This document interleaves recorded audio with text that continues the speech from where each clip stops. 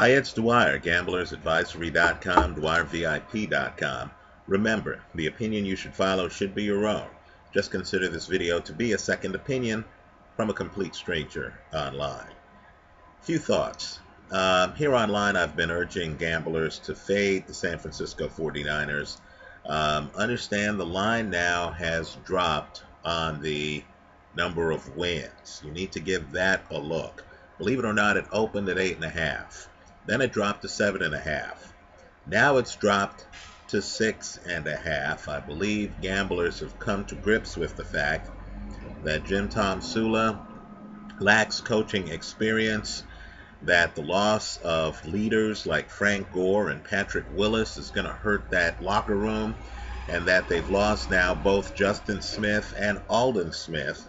Right, Aldon Smith had an incident take place that led to his being cut from the team.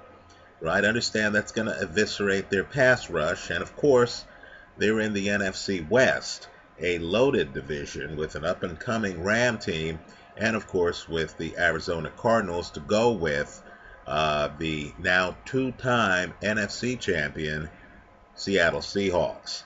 Right, so just keep track of the line movements with the San Francisco 49ers. Let me say this too. There might be a more interesting story developing by the Bay. I want you to look hard at that box score from week 1 of the preseason. Right? Understand, Jim Harbaugh's guy, when he was the head coach, the backup he loved was a guy named Josh Johnson, who's now with Cincinnati. Right? Understand, this guy is a coveted backup. Josh Johnson put up some great numbers in the preseason. Well, Jim Harbaugh somehow became persona non grata. The organization, of course, now wants to wash away parts of his legacy, right? And so Josh Johnson left the team. And now they brought in Blaine Gabbert. Now, according to reports here in the Bay Area last year, it wasn't Harbaugh's idea to have Blaine Gabbert on the roster. Understand, too, they paid the backup to Colin Kaepernick something like $2 million last year. Right? Think about that. Well, week 1, Blaine Gabbert came out and performed much better than Colin Kaepernick. Right? I'm telling you that Kaepernick was Jim Harbaugh's guy. Those guys were boys. Right? Now the team has pushed out the head coach. I'm telling you, in the NFL, ties go to the lower paid guy.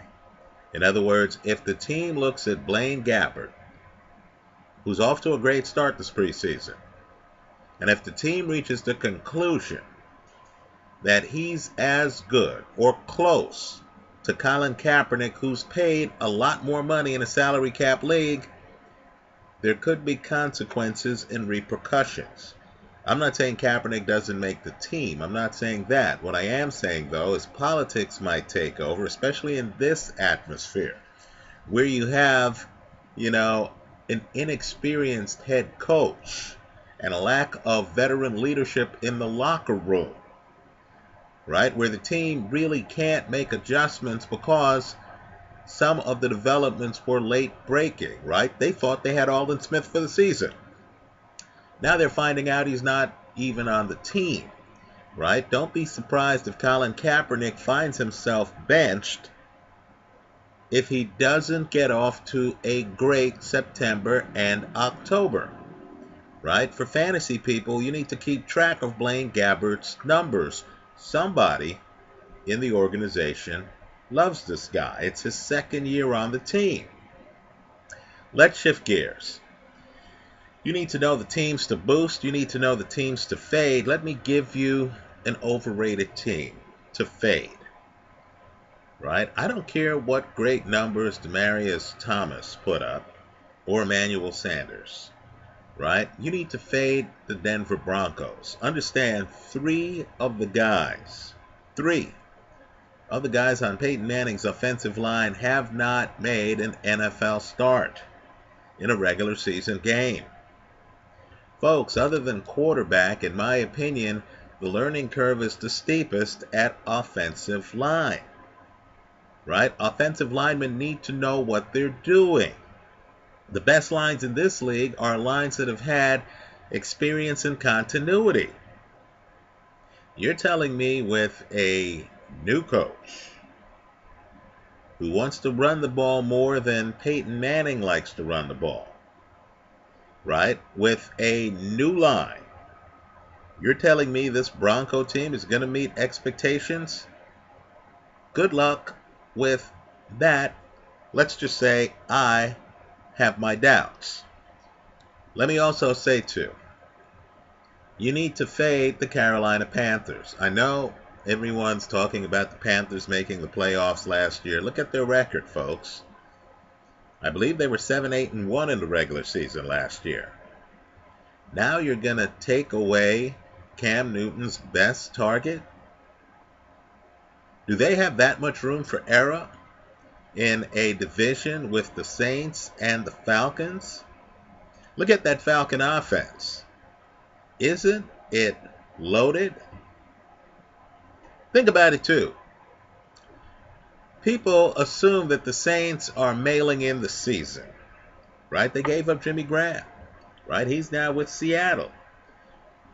He gets traded within his conference. Think about it, right? Well, why then are they picking up veterans like C.J. Spiller? That's a competitive division, and now you're telling me Carolina has lost a key member of their offense. I think you need to fade the Carolina Panthers. Couple of picks for today that I like. I know I'm going to sound hypocritical here, but it is the preseason. It's not the regular season, right? I like the Denver Broncos in week 2 of this preseason, getting 3 points against the Houston Texans, right? I also like, getting points, the Baltimore Ravens, okay, against Philadelphia. So take a look at both picks. It's week 2 of the preseason in the NFL. Good luck. I hope you cash all of your tickets. Thanks for stopping by.